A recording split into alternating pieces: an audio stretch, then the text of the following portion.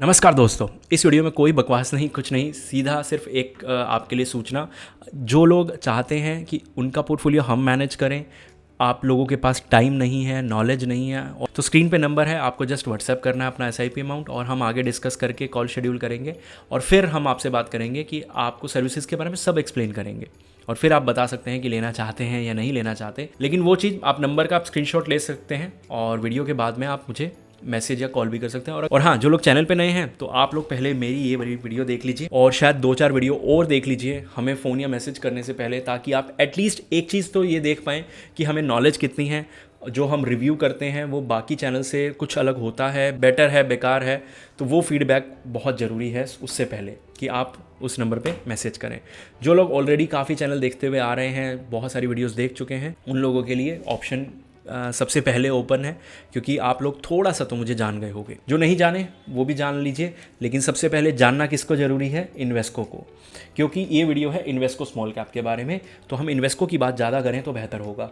Motilal Oswal mid cap fund है ये, और यहाँ पे मुझे पता है, मैंने जो थंबनेल है उसमें मोतीलाल ओसवाल स्मॉल कैप और इन्वेस्को स्मॉल कैप लिखा है और यहाँ मिड कैप लिया है, लेकिन स्मॉल कैप भी लूँगा। अभी यहाँ पे मैं अगर कंपेयर करने पे आऊँ तो आप ये देखो कि लॉन्ग टर्म में मिड कैप ने स्मॉल कैप से ज़्यादा रिटर्न दिए हैं, अगर मैं निपॉन छोड़ दूं तो।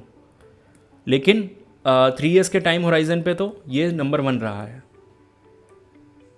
1 ईयर के टाइम होराइजन पे भी, और जब यहाँ सब नेगेटिव है 3 और 6 महीने के, तो उस पर देखने का फ़ायदा नहीं है। मैं सिर्फ आपको ये इसलिए बता रहा हूँ क्योंकि ना विंडो होती है, ये विंडो आप जब तक नहीं समझोगे कि मान लो 1990 से लेकर 2002 तक, फिर 2003 से लेकर 2011 तक, 2012 से लेकर 2025 तक, ये स्टैट्स मैंने सिर्फ आपको एग्जांपल देने के लिए बनाए हैं, ना कि कहीं रियल स्टैट्स हैं। ठीक है, सिर्फ आपको एग्जांपल देने के लिए। रियल वाले मैंने आज से 6 महीने पहले शेयर किए थे आपके साथ। यहाँ पे इन स्टैट्स में आप ये देखो कि सबसे ज़्यादा रिटर्न दिए स्मॉल कैप ने, फिर लार्ज कैप की साइकिल आई, फिर स्मॉल कैप की साइकिल आई, और ये मैंने आपको रियल स्टैट के साथ शेयर किया था कि ये साइकिल आती रहती है, कि नंबर 1 पे स्मॉल कैप रहा, नंबर 2 पे मिड कैप और नंबर 3 पे लार्ज कैप, और इधर लार्ज कैप में ये नंबर 1 पे रहा इस टाइम होराइजन में, नंबर 2 पे मिड कैप और नंबर 3 पे आपका स्मॉल कैप। तो स्मॉल कैप या तो नंबर 1 पे रहेगा या नंबर 3 पे रहेगा, और सेम लार्ज कैप के साथ है, लेकिन मिड कैप दूसरे पे रहेगा हमेशा। तो इसलिए मिड कैप लार्ज कैप भी ज़रूरी होते हैं जितना स्मॉल कैप। तो पूरा स्मॉल कैप का पोर्टफोलियो मत बनाओ, नेक्स्ट पूरा एक स्मॉल कैप का पोर्टफोलियो बना के मैं आपको दिखा दूंगा, और मैंने हर साल दिखाई है वीडियो, हर 6 महीने में। तो आप ये तो बोलना मत कि जब बुल रन चल रहा था तब दिखाते, जाके वीडियो चेक करना, वो भी दिख जाएगा। ठीक है, तो यहाँ पे अभी अगर मैं वीडियो के और अंदर जाऊँ तो हम यहाँ पे स्मॉल कैप ले लेते हैं। ये मैंने स्मॉल कैप ले लिया। स्मॉल कैप ने ज़बरदस्त रिटर्न्स जनरेट किए हैं, रिकवरी नहीं दिखाई अच्छी, रिकवरी बाकियों में अच्छी दिख रही है, लेकिन इसने रिकवरी अच्छी नहीं दिखाई, और रेशोज़ जनरेट नहीं हुए हैं, तो कंपैरिजन नहीं बनता। यहाँ पे अगर मैं रेशोज़ कंपेयर करूँ तो इसमें बहुत बढ़िया रिकवरी आ सकती है, ठीक है, और आई भी है, लेकिन इन तीनों से स्लो। निपॉन में थोड़ा सा, मतलब इन दोनों को मैं बोल नहीं सकता कि ज़्यादा डिफरेंस है, इस चीज़ में थोड़ा सा हायर एंड पे है। इसकी रिकवरी, जो स्टैंडर्ड डिविएशन ज़्यादा होता है ना, उसकी रिकवरी उतनी तेज़ होती है। ठीक है, तो यहाँ पे स्टैंडर्ड डिविएशन ज़्यादा है और 6 मंथ की रिकवरी इसकी बेटर है, इसकी बेटर है, लेकिन लास्ट में जब हम रिजल्ट देखेंगे ना लॉन्ग टर्म में, 1-2 साल में, 3 साल में, तो हमें देखने को मिलेगा। लेकिन ये तीनों फंड बराबर हैं। स्मॉल कैप में स्टैंडर्ड डिविएशन उतने अच्छे तरीके से काम नहीं करता जितना लार्ज और मिड में करता है। ठीक है, यहाँ पे अगर मैं बात करूँ तो इन 2 फंड को हम एक साथ रखेंगे ना, तो कैपिटल गुड्स में इसमें भी पैसा है, इसमें भी पैसा है। ठीक है, यहाँ पे बेशक टॉप 5 में मुझे नहीं लगता कोई ज़्यादा फंड सेम है किसी के अंदर, तो वो प्रॉब्लम नहीं आएगी हमें, तो हम कोई भी फंड साथ रख सकते हैं। अगर आपको यहाँ दिख रहा है कि किसी में भी कॉमन फंड है तो मुझे कमेंट करके बता सकते हैं, स्क्रीनशॉट ले सकते हैं, बाद में चेक कर लीजिएगा। अभी वीडियो में आगे चलते हैं। ठीक है, मुझे ज़्यादा किसी के अंदर भी ओवरलैपिंग नहीं दिखी, अगर मैं इसको और इसको साथ रखना भी चाहूँ तो। ठीक है, इन्वेस्को का जो एक्सपेंस रेशियो है वो भी थोड़ा सा लोअर साइड पे है, और यहाँ पे भाई निपॉन हम सब लेते हैं, ऑलमोस्ट डबल है इन्वेस्को से, रिकवरी भी सबसे अच्छी दिखा रहा है, आपके पास होगा भी, तो क्या आप इसको सेल करके इन्वेस्ट को लोगे? नहीं लोगे। आप कहोगे यार ठीक चल रहा है तो क्यों लेना, है ना, सिर्फ एक्सपेंस रेशो के चक्कर में।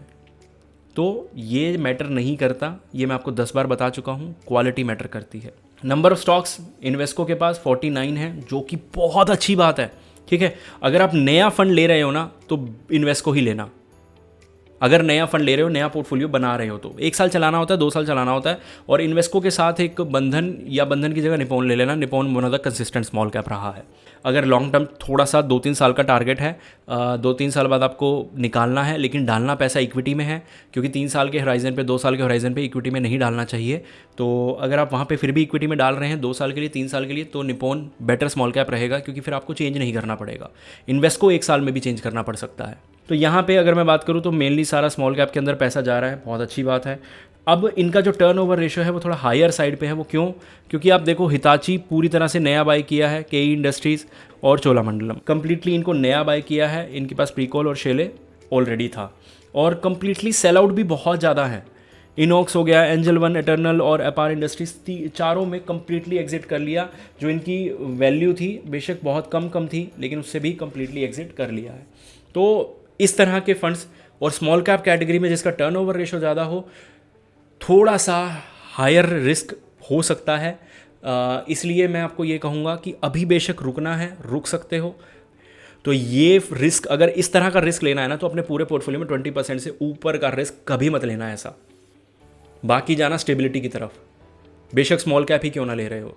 तो अगर आप टोटल 20,000 का पोर्टफोलियो चला रहे हो तो 2,000 रुपये की SIP इसमें कर सकते हो। 10,000 का चला रहे हो तो 1,000 रुपये। और सेम मोतीलाल ओसवाल के लिए बोलूँगा, क्योंकि ये ना थोड़ा अंधाधुंध चलने वाली बात है। और हाँ, अगर आप अंधाधुंध चलना चाहते हैं, देखो मैं अपनी बात नहीं कर रहा, मैं अपना प्रमोशन कर चुका, मैं सिर्फ आपको एक आइडिया दे रहा हूँ। अंधाधुंध चलना होता है ना, तो अगर आपके पास कोई एडवाइज़र है एडवाइस करने वाला, तो वहाँ पे थोड़ा सा एक्स्ट्रा अंधाधुंध चला जा सकता है। लेकिन क्योंकि देखो, आपका एडवाइज़र आपको, आपके पोर्टफोलियो को देखता रहेगा और आपका नहीं पता, इसलिए मैं बहुत बार डरता हूँ कि ऐसी चीज़ें ना बताऊँ, कि ऐसा ना हो कि आप आज वो चीज़ कर लो और फिर आप चलो पोर्टफोलियो को चलने दो और फिर वो आपके रिटर्न्स खा जाए। होपफुली आप समझ गए होंगे, और इस तरह की इंटरेस्टिंग वीडियोज़ के लिए हमें फॉलो करें। मिलते हैं अगली वीडियो।